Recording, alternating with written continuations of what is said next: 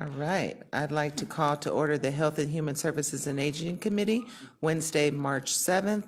And we apologize, we were in another meeting, so we will start officially at 1:15. Can we have a roll call, please? Calling the roll, Ms. Conwell. Here. Mr. Hauser. Here. Ms. Baker. Here. Ms. Brown. Present. Mr. Miller. Here. We have a quorum. All right. Anyone signed in for public comment related to the agenda? No, no one has signed in. All right. Approval of minutes from the January 17th. Everyone was here. Second. Okay, moved and seconded. All in favor say aye. Aye. No matters referred to the committee. As I was just sharing with Councilman Miller, we will be receiving the YWCA contract very soon, so that is very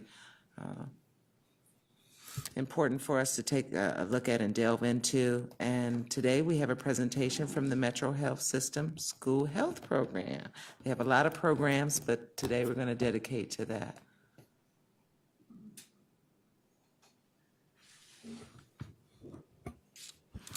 Hello. Hello. How's everyone? Everyone's fine. Good. Good morning, or good afternoon, actually.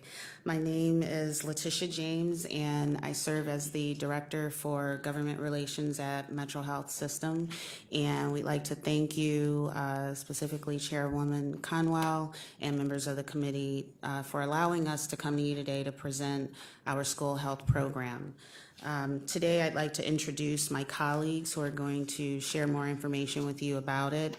And their names are Katie Davis, who is our Director of the School Health Program, and Dr. Christine Alexander Rager, who is the chairperson and for the Department of Family Medicine and our Senior Advisor for the School Health Program. I'll turn it over to Katie.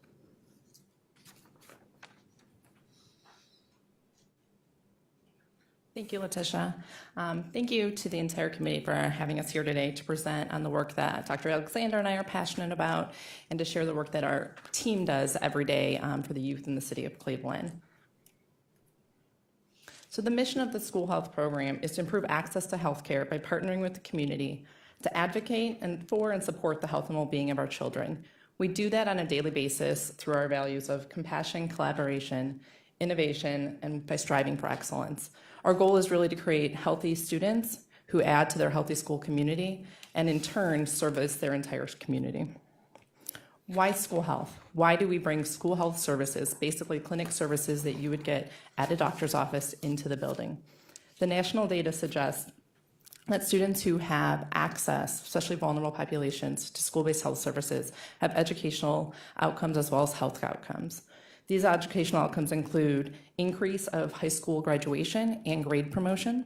In terms of health, we'll see increase of preventative services, so well child exams or annual exam, increase in immunization rates that are preventative and required actually for school attendance.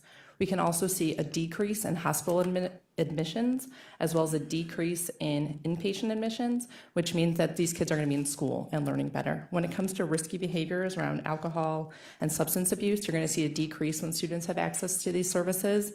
In regards to sexual health behavior, we're going to see an increase in contraception use, as well as pregnancy rate and low birth rates are going to be decreased. We've seen over the past 20 years, school-based health centers have doubled across the country. This has become a population health initiative, especially for vulnerable populations, particularly in urban and rural areas, to increase these services because people might have lack of access and other social determinants of health that are prohibiting them from getting health care services. In November of 2013, the school health program started at Metro Health. This was right around the time, shortly after Dr. Boutros had come to Metro Health, and it was also when the Cleveland Plan was being introduced by Eric Gordon. Dr. Alexander came to them and decided we wanted to pilot one school clinic. A needs assessment was done that showed that about 85% of CMST students are touched by Metro Health in some capacity. So we started with one in-school clinic where primary care was provided to students. In these clinics, we've since expanded to have 13 sites. One is an in-school clinic, and now we have a mobile unit that travels across the city to bring care by a nurse practitioner or providers, which also include residents, so it's a learning site as well. School attendance has been improved, as well as health outcomes, and parents are also not having to miss work to attend appointments. The overall goal of our program is to increase access to healthcare and support services. We select sites based on location to a Metro Health primary medical center, so we're really an extension of services in that community. It's a population health focused delivery of care, so we're really focusing on those preventative things that everyone should have access to but might not be able to because of other things going on in their life. We look at immunizations, annual exams as well, and we also take care of chronic diseases such as asthma and diabetes. We do mental health screening as well as education, so we can screen for ADHD, depression, anxiety, and we also provide professional development education to teachers and staff on how to manage some of these issues in the classroom. Our goal is to really improve both health and educational outcomes. Later on, we'll show you specific examples of the health outcomes we've seen, but at the end of the day, we're a partner for the school. We want to make sure that these kids are graduating and healthy. So what do we offer? It truly is a doctor's office on wheels or a doctor's office in the school. We can do well-channeled exams, immunizations, urgent care needs. We have the ability to do lab tests, so we can do strep throat, we can send blood work right from our sites, we can manage chronic disease. We do referrals to the Adams Board of agencies that are in CMST for mental health counseling. We can do sexual health, so we can do STI testing, pregnancy testing right in the school. We also can do any common concerns. We do a lot of care coordination with individuals in the schools and the other partnering agencies. You do not have to be a Metro Health patient as your primary care provider to receive services. We can just be a backup. So we might see a student that has diabetes that is managed by the Cleveland Clinic, but we can be that go-between right in that school and make sure they're getting comprehensive care. So where are we in the community? Chairwoman Conwell, we're at 8 schools that currently are within your district. We have 13 sites. We have 3 high schools that receive comprehensive services that I already discussed, and 5 elementary schools. We have immunization sites in 5 elementary schools that are really population health focused. We really took a step back and looked at the needs of the school and what they needed, not just, maybe they didn't need us to come every day or once a month, but they really needed immunization focus. So we've really been able to just focus on that at certain sites. If you look at the map, we cover east, west, central of Cleveland. We're not just in one location. As I mentioned, we're in a 2-mile radius of a Metro Health facility, because if we're not there every day, they do have a referral place to go back to.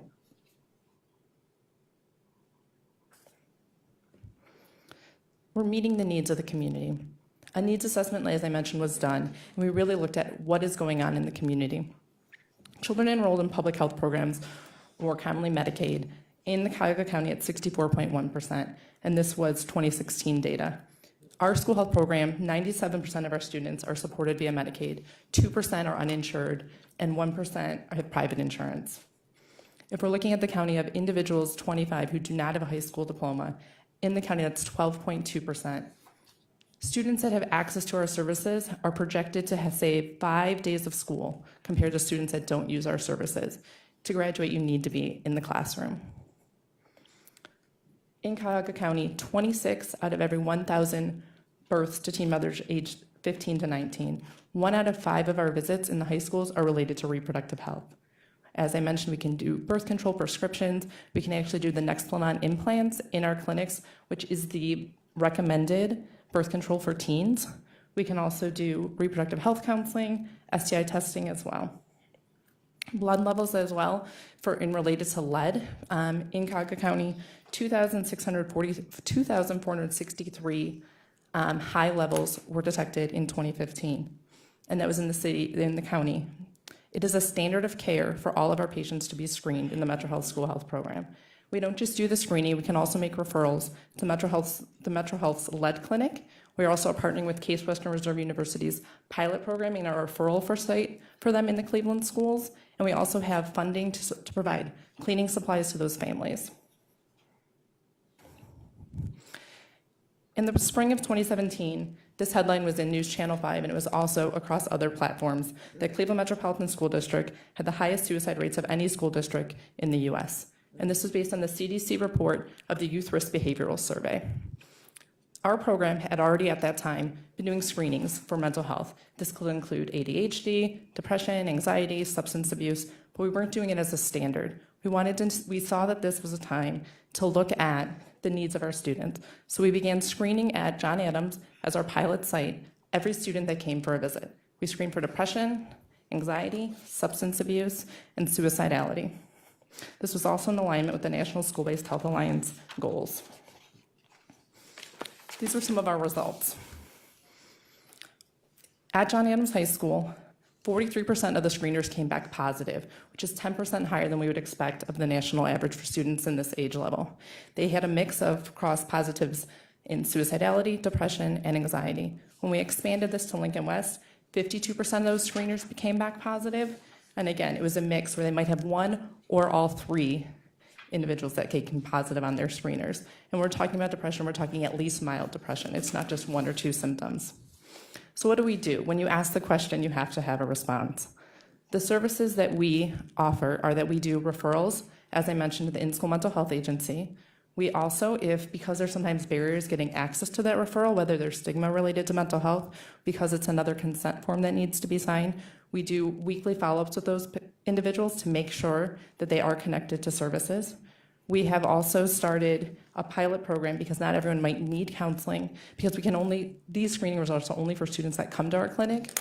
We're partnering with our arts and medicine department at Metro Health to do a pilot program with 10th grade students at John Adams and 9th grade students at Lincoln West, where there's an arts program or 10-week residency focused on stress and coping. It's a primary prevention where they're allowed to express their feelings and emotions, and teachers are getting training on how to make referrals related to mental health. We're going to be having a culminating performance in April that a formal invitation will go to all of you in regards to that as well. So students will be able to express their feelings in a healthy way and learn that the arts are a way that you can express and cope with the emotions in your community. Although our clinical services are limited to the students in the schools, we also service the families to some capacity.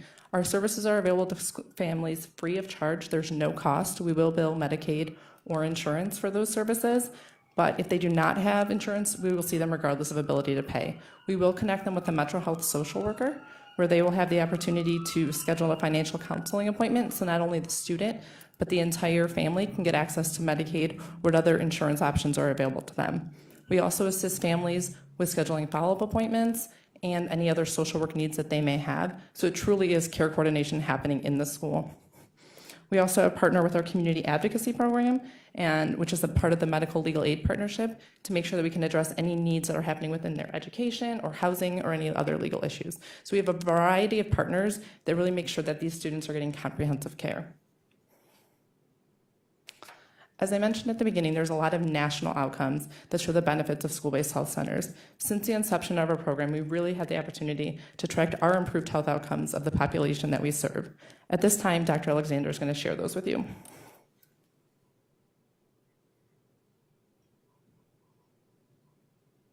Thank you and good afternoon. Good afternoon. I am really excited to share with you how well this program has done over time. So this is just a schematic, kind of like the positive catch-22, if you will. If you look at the top of primary care services, primary care really is all about preventive health. If we can get good primary care into a community, we can create better health outcomes. So our goal is to really try to drive those preventive services into the schools. The way we do that is through increased enrollment. So a student actually has to enroll in the program. The family has to sign them up for the program. And of course, there are challenges with that because we send out the enrollment forms with 1 million forms that go home at the beginning of the school year, right? And so once a parent or a guardian has signed up, then the child can participate in the school program for the duration of time that they are in CMST. We used to have to do a once-a-year re-sign up. We've now dispensed with that, and families can opt out. So really focusing on increased enrollment has been very successful for us. Once we have kids enrolled in the program, we then do the deep dive into actively managing them. This is a bit different than what is typical in healthcare. Usually in healthcare, you have to call, you have to make the appointment, you have to come in, you have to, make your mammogram appointment, et cetera, right? You have to know your kid is due for shots. This is a very different approach. This is your child is signed up. We're going to do a deep dive into their health record. We're going to find out what are their risks, what medicines are they on, what are they due for refills that it looks like nobody called for refills, who's due for shots, who hasn't had a wild child check in a year. So we actively manage them, reach out to the families, get them on the schedule, and start seeing those kids. So as we do that active management, we're driving our visit volumes up. as we drive those visit volumes up, we actually have found that we're keeping kids in school longer, as Katie alluded to. You know, even if it's just for the duration of the doctor visit. When somebody comes to see me in the office, they often don't go back to school because there isn't a school bus that's going to take them back and forth. So they miss a whole day of school for a 20-minute appointment with me. This keeps the child in the seat. We pull them out, we do the visit, we return them to school. So we're really, really starting to affect how much time they're away from the classroom. And then, of course, the more we see them, the more we interact, the better preventive care we can provide. Let's look at some of the individual outcomes. So this is the primary care access. And, you know, we were really congratulating ourselves in 2015 when we saw these numbers, because the children that signed up for the program, about maybe 10 or 15% of them were actually getting primary care services. So when we hit that sweet spot of 50% for the kids in the program, we were like, woohoo, this is great, you know. Now we're looking at that and saying we can do so much better. And as you can see in 2017, how much we increased that rate to closer to 70%. So the more kids we have signed up, the more we can do for them. This is the improved enrollment. Of course, you know, we have to get the enrollment numbers up in order to be able to see the children in the office, in the clinic. So this is a look at how we have increased enrollment over time, and this has certainly been one of those barriers that we've had to figure out our way through and around and over and under, trying to get families signed up and to get them to understand what the program is about and to dispel any misconceptions and so forth. So if you look at our enrollment numbers, right now we're hitting at about 47%. Our goal is to get to 70. So we are way below the national standard. In order to have a successful program, the national statistics tell us 70% of the students in that building need to be enrolled in your program. So with blood, sweat, and tears, we've gotten to 47. We can certainly continue to push and hope to do better, but when you hear our outcomes, you're going to be a little surprised. There's our visit volumes, and you can see where we started. We had only the pilot. We've grown over time. Last year's numbers, you can see that this year looks like we're falling short of last year, but that's because this year is only halfway through. We still have, so we will double in essence what you see there will be a doubling by the end of this school year. So we really are achieving quite a lot when you think about we don't even have the enrollment numbers that the national guidelines tell us, and yet here's the visit volumes that really far outdistance what we're seeing in other programs across the country and in other programs locally. This slide is maybe a little bit busy to see, but in blue, what you will see is students who are not part of the school health program, how many days absent they were in each of our different schools, John Adams, Lincoln West, Garrett Morgan. And then in green, you'll look at the school health students. So if you're enrolled in school health, you are much more likely to be in school and have a lower absentee rate. And when you take that data from early in the year and you extrapolate it out across the whole of the year, that's where we get that 5.6 fewer absences that are projected based on these numbers. Now, a sweet spot for graduation is to be under 10. So we still want to drive for further change in this area, but this really is off to a great start. This is what change looks like, 5.6 fewer days absent across the school year. Improved preventive care services, as I mentioned to you, many more students are getting their preventive health visits. So on the left-hand side of this graph, you'll see that in gray, if you are part of the school health program, that's how many visits you're getting as compared to Medicaid numbers across the state. So in that turquoise color, that's what happens with Ohio Medicaid patients typically, and in the gray part, that's what's happening for the Metro Health students. The second part of that slide on the right is the Adolescents HPV series. Now, the HPV series is the immunization that prevents cervical cancer. This one is a really difficult problem to solve because if the students happen to come in for their well child exam as an adolescent, they will get the first of this shot. And it's a series of either 2 shots or 3 shots, depending on the age at which they start getting the shot. So they almost universally are lost to follow-up because they're not coming back unless they maybe have an STI or they come back pregnant. That's what happens to a lot of our students. So we actually are very much pushing for this HPV series. So we can either start it and complete it in the school, or if they start it at their doctor's office, we can complete that series for them just by pulling them out of class, giving them their second shot or their third shot, returning them to class. So we're meeting with great success. Emergency room utilization, as Katie had mentioned, when we started this program, we were told that 85% of the students had a connection to Metro Health. But when we drilled down to those numbers, a great many of them were just coming to our emergency room and our express care centers. They weren't truly getting primary care services. So we looked at emergency room utilization as one of our indicators of success, and we really driven down how many patients are seen in the emergency room now because they're getting better preventive health services in our program. And this is the cost. So I joke a lot that I work at Metro Health and I know how to be really good with the resources I'm given. I can get 13 cents out of every dime, I promise you. And this is a reflection of that. This is our cost compared to the national standard of what health programs, school health programs should cost. So we are beating them in preventive services, in immunizations, in better outcomes at a far lower cost than anyone else in the country and dramatically lower than anyone else in our region. Let's look a little bit more closely at the numbers, at the budget. So school health funding comes from a variety of different resources. And if you look at the quadrants there, 1 out of every 3 programs receive funding from the school district in which they operate.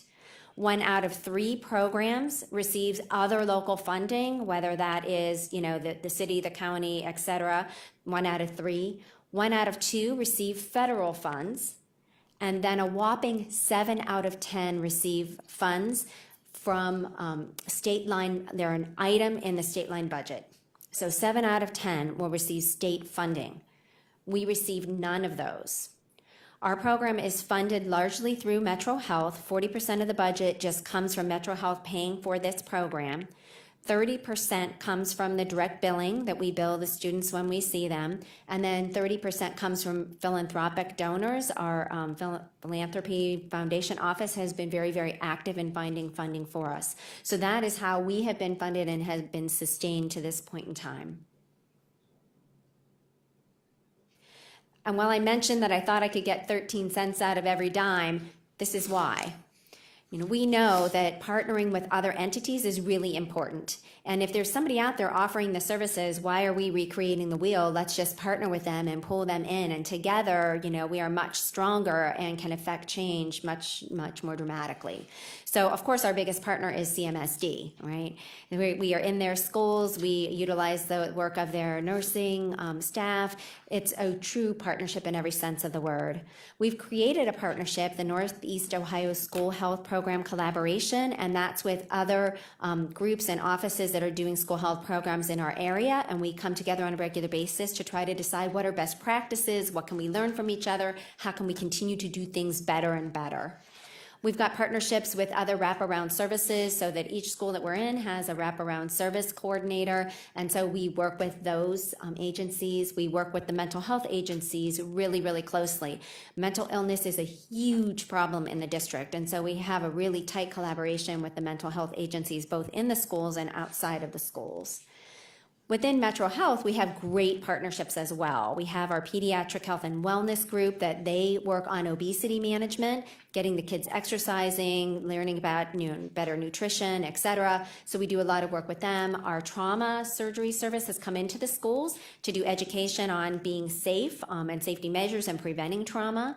And then we have the arts and medicine program that Katie alluded to, and that's really the program that is very helpful with the social and emotional learning, with preventing mental illness, with giving the kids coping skills, with giving them opportunities to process the very complicated lives that they often lead. And then lastly, we partner with learner institutions. We certainly couldn't pull this off if we didn't have learners. Our nursing students that have come from CASE and from other places were phenomenal. They have created a wellness curriculum that can be rolled out across the district.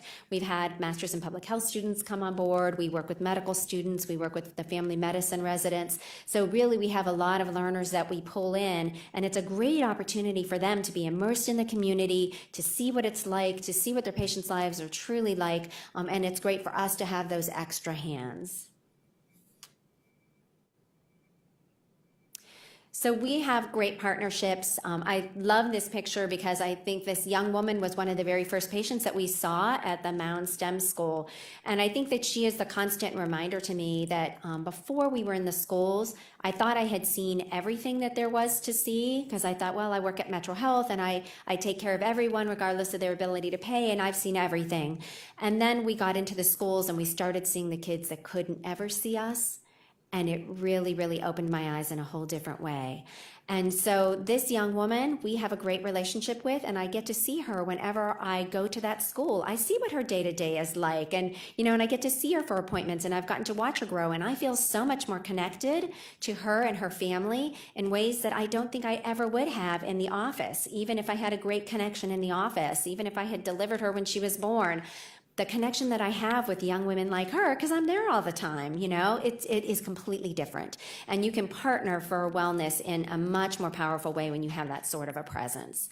So we are really proud to be able to do the work that we're doing. We know that we're reaching out to the vulnerable population that wouldn't otherwise have access to care if we weren't there for them. And we're able to do it in a way that meets their needs and really starts to affect change and can impact not just their health, but their education and their success in life moving forward.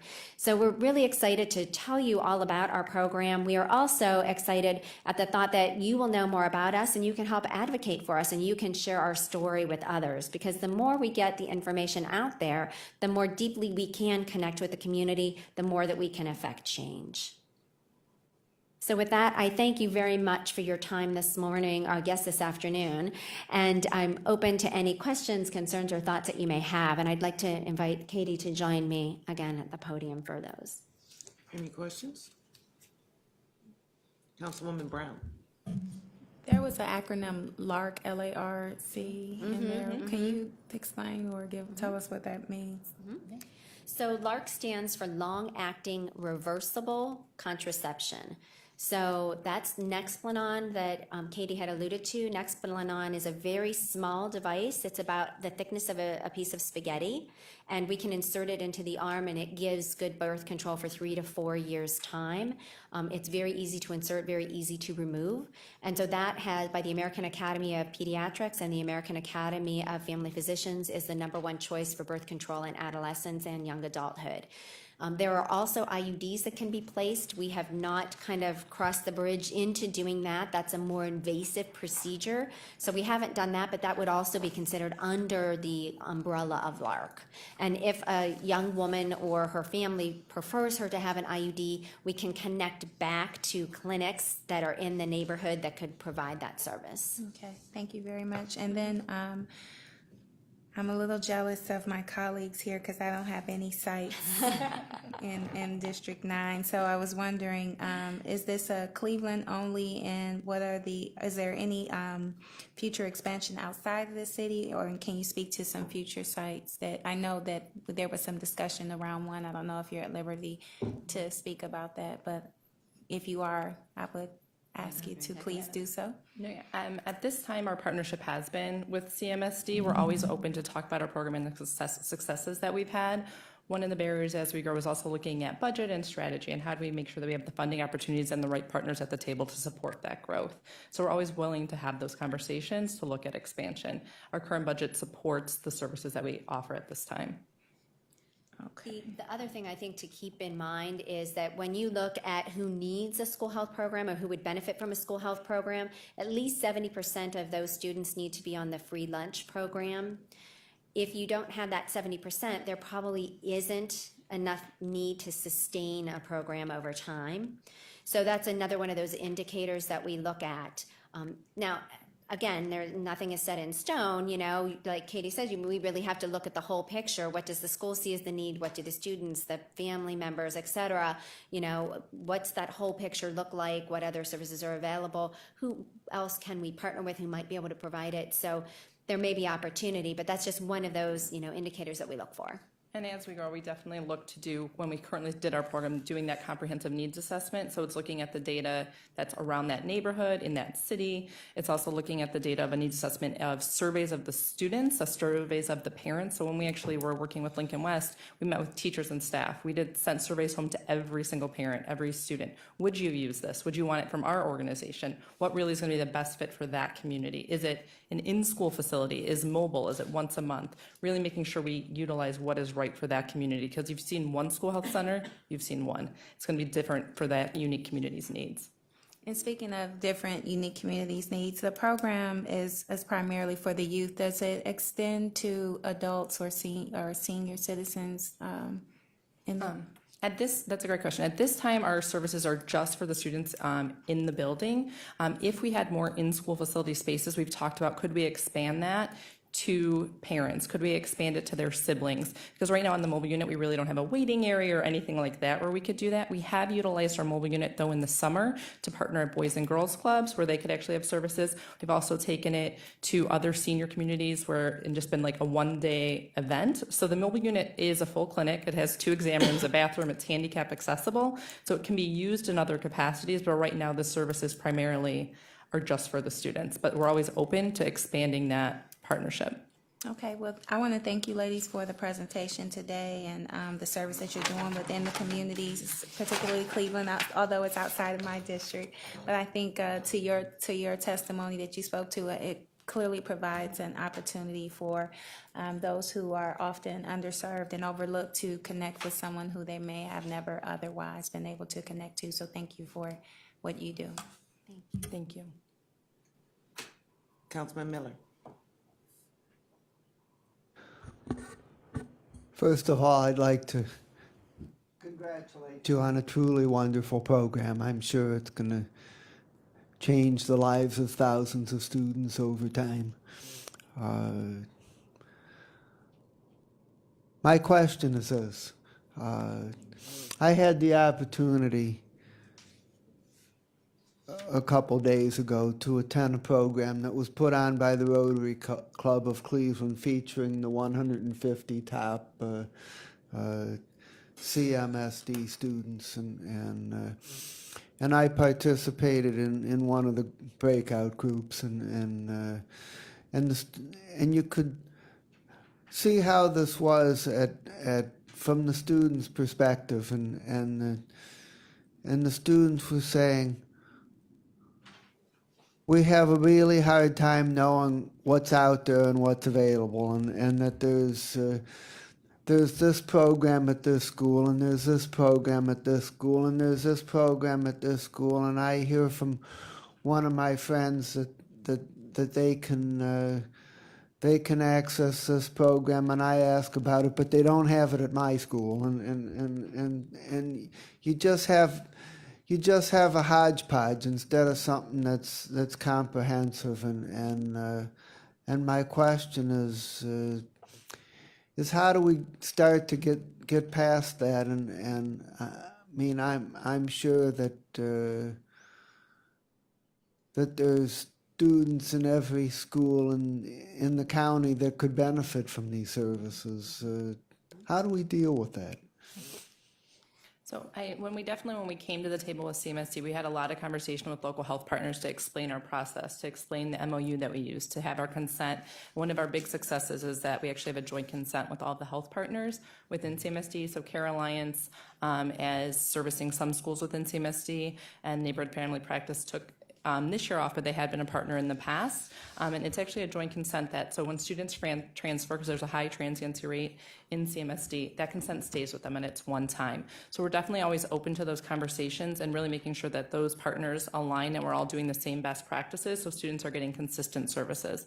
I do know the district is talking to other partners. Obviously, I can't speak on their behalf, but I know there are other health partners interested because we know as much as we would love to serve all 106 schools, we don't have that capacity. And some of the locations wouldn't be right for us either because we're not really in everyone's backyard. And so how do we serve as many people though as we can, but invite other people to come to the table? We're willing to say, this is what works. and come to us, and we can all partner together. So we're willing to do that. I think it's continuing to have conversations with the other local health care organizations, whether it's hospital systems or the federally qualified health centers, to really expand to those schools in their backyards. Do you know if UH or the clinic are providing any similar services? The Cleveland Clinic, I know, currently is servicing first-ring suburbs, so they are servicing schools within Cuyahoga County. Their website has the list of them. I know it's 22 schools across, I believe it's 7 districts. I can't obviously speak 100% to them. And I know UH has talked about doing some immunization services, but I can't speak to 100% of all of their plans, though. Okay, thank you.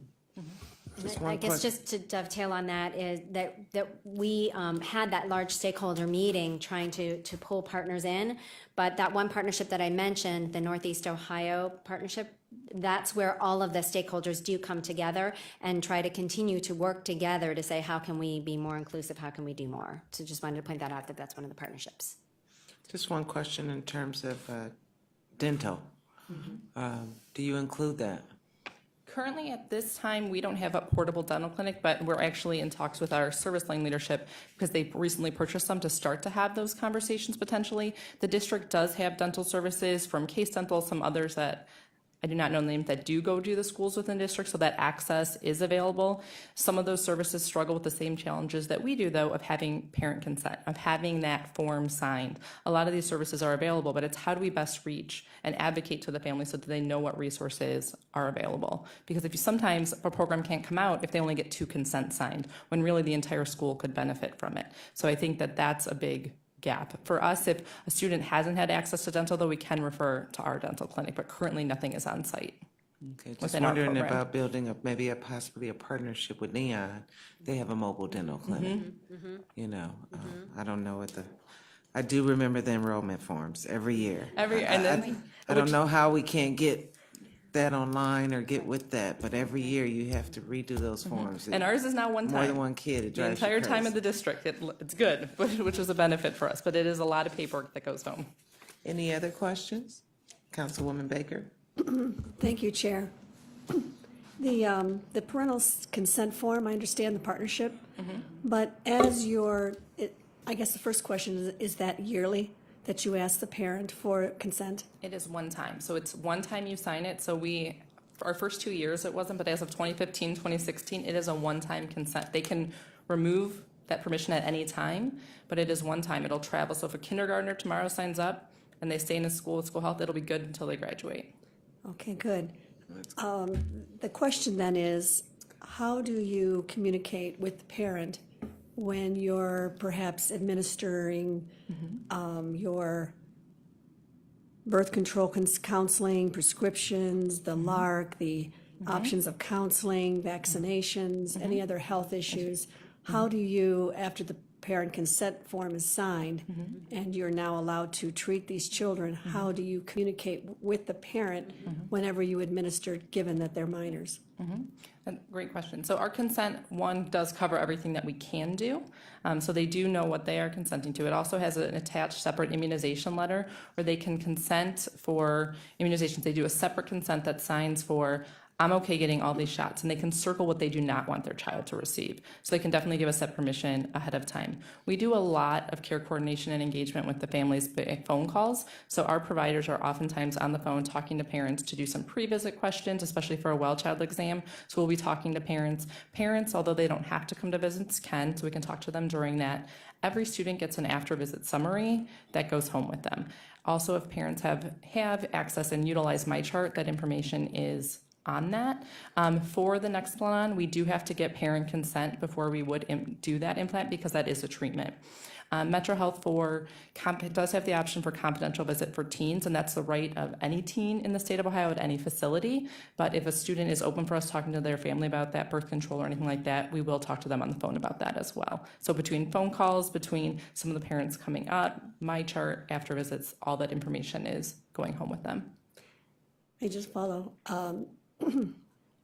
I understand your attempts to make sure that you connect with the parents. Is that something that is mandatory? Are there those that you don't connect with?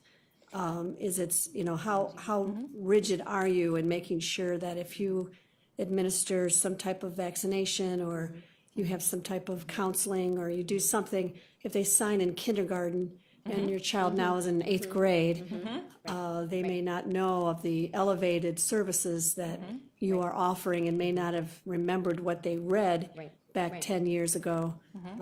How do you keep that communication open? Is it a mandatory, I must contact a parent? So pretty much yes. That's the short answer. I mean, sometimes parents are very, very challenging to get a hold of. You know, they change their cell phones regularly. The kids might not even know the new cell phone. Or we had one parent that we diagnosed a congenital condition in her child, but where she worked, she only got a 15-minute break scattered at various times. So I actually talked to her at 9 o'clock on a Saturday night because that's when she had her break at work, you know, and I gave her my cell phone. So there are ways that we can be creative about it. As Katie suggests that, you know, they sign the consent and they're remote, there are touch points where kids are due for shots. So we send those back because there's required shots and there's optional shots, you know. So we really want to get the required shots, but while we're doing shots, do you want us to do the optional shots? So that's where there are all automatically other points where we reach out. And if we don't have permission and we don't feel comfortable, we don't proceed. You know, we don't want a child to go home and have the parent surprised by what happened, you know? Right. So, and I would say in my clinic, I'm in one of the pre-K through 8 buildings. So the connections to the parents have to be very tight because those are young children and they really can't give a history for themselves, you know. One of the 4-year-olds I saw, he thought his mom worked at McDonald's, you know, and she works at the courthouse. So, you know, you can't rely on a 4-year-old's history, you know.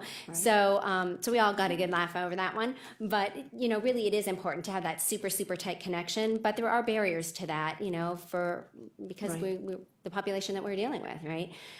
In the high school, it is slightly different because, you know, if at the age of 13, you can self-consent to come in and talk about reproductive health or mental health issues. So it is slightly different, and if they want it to be a confidential visit, we have to respect that confidentiality, but we will not go to a procedure without a parent being involved. If I may, just kind of drilling down a little bit. So if I heard you correctly, the vaccinations that are mandatory, but then there are some that are optional. Yep, You correct. cannot proceed on the optional unless you get an absolute consent We can't back. do any of the vaccines without You the can't do consent. any of it, can't do even though they have to sign a circle parent. there's a separate vaccine form that we worked with our legal team that says, do you want this? Because parents also have the option to the exclusion option for vaccines. That's true. So if they do not want, maybe they don't want Tdap for whatever reason, they can circle that and we will not give that. Okay, that's good to know. And Just one final, if you don't mind. The 97% of students served are supported by Medicaid. But I think in your payment funding, you have 30% direct billing.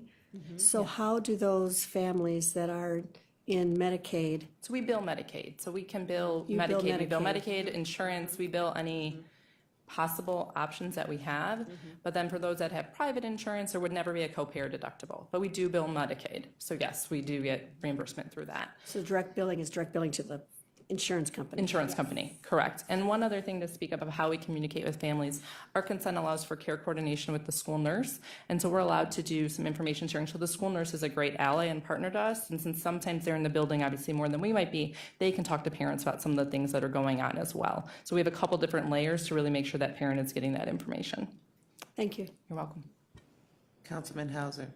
Thank you, Chair. I just had a quick question. I do believe you guys said you do lead testing.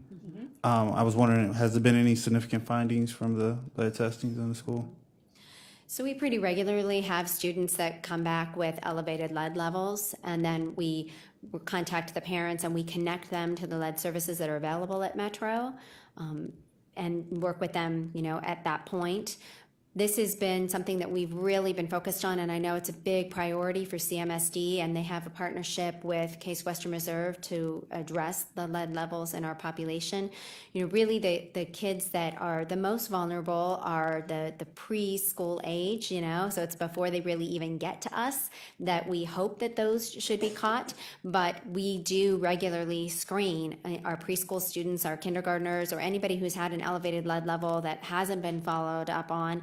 we retake that blood work so we know where this child is along the continuum of how this has been managed. So that is a focus of the program. And just one more, as far as the mental and behavioral health screenings, is it the same as far as when you find lead, do you put the students in touch with services at Metro Health so if you guys discover a problem? Do you want to take that one? For the lead clinic or for the mental health? For the mental health. Mental health. So our initial line is we make referrals directly to the community mental health agency in the school. So all CMST schools have an Adams Board agency that provides in-school counseling. If families do not want to have their child seen in school, we can refer them back to Metro Health. We also have a list of community agencies that might be a better fit for their neighborhood or their schedule that we provide those resources for. And we do also bring that child back weekly, monthly, depending on what the severity is of that screening, to make sure they've gotten connected to care. So we will keep seeing them, even if though we're not providing the direct therapy, because that's not one of the services that we offer. But we'll keep seeing them and doing at least a safety touch point until they get connected to that service. Thank you. Thank you both for the work you do. Thank you all. Any other further questions? Hearing none, I want to thank you very much for coming out and enlightening us on the Metro Health System School Health Program. Is there any coordination with the other hospitals? We're very medical facility rich here in Cuyahoga County. Is there any coordination with the other hospitals of how we touch every child? Yeah, and that happens through that consortium that we developed. Once the district, expressed the interest in partnering with us, we fairly quickly realized we couldn't cover all 106 schools.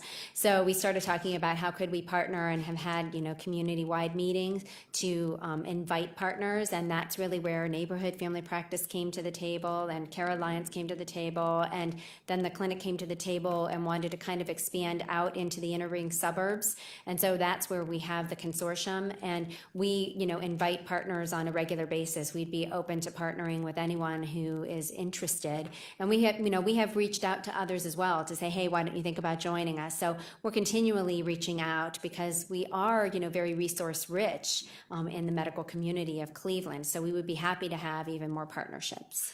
Would you know offhand if you have Neon, any partnerships with Neon and MedWish? So Neon, yes. So Neon is invited always to our collaborative meetings, and then they also have been actually doing school-based health center. It's a little different model than ours, but in East Cleveland, in Shaw High School, that services middle school students. So they have some clinical services with a nurse practitioner at Shaw. Okay.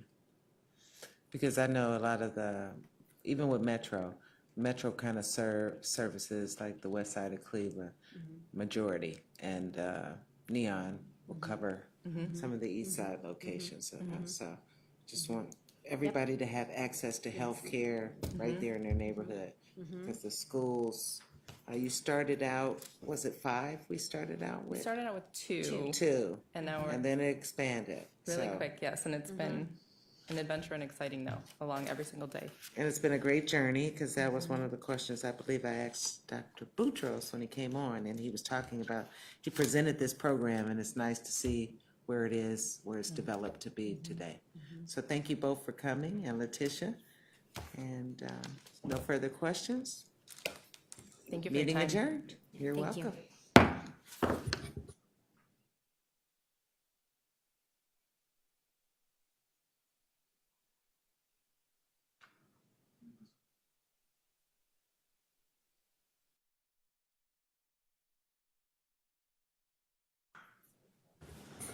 Apologize, we usually don't have anyone for public comment. Madam Clerk, if you could bring the first one up, please. Filene Thomas.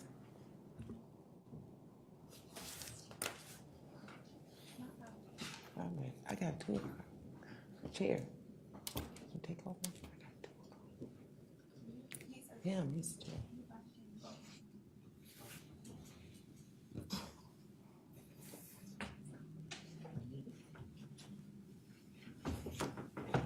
Our apologies. No problem. We're ready when you are. Good afternoon, everyone on the board. I'm Filene Thomas. I am a wraparound specialist at the Euclid Hillcrest YMCA. I just want to come to you today on behalf of my colleagues and myself and talk to you about some things that we do at the YMCA.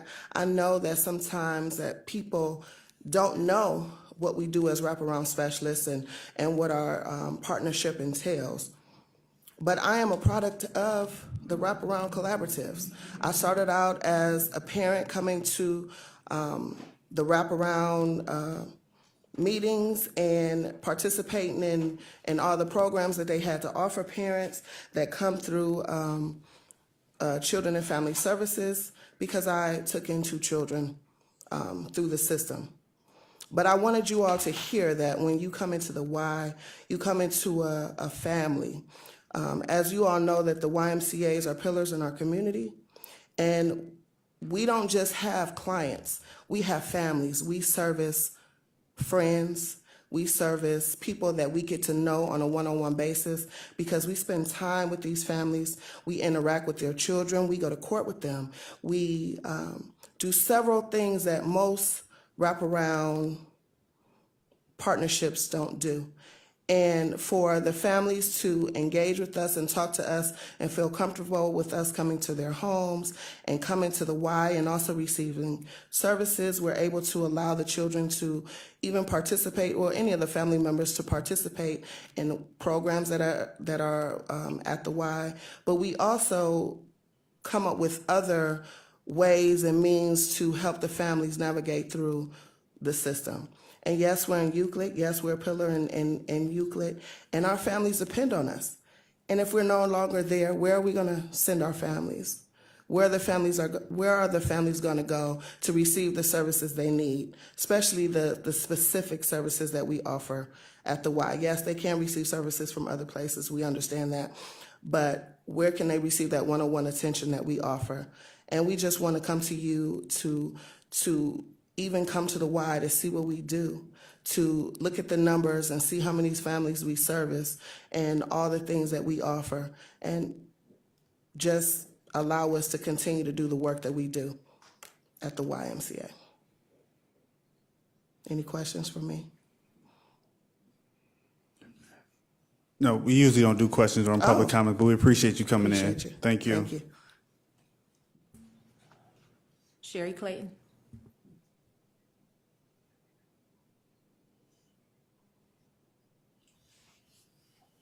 Good afternoon. Afternoon.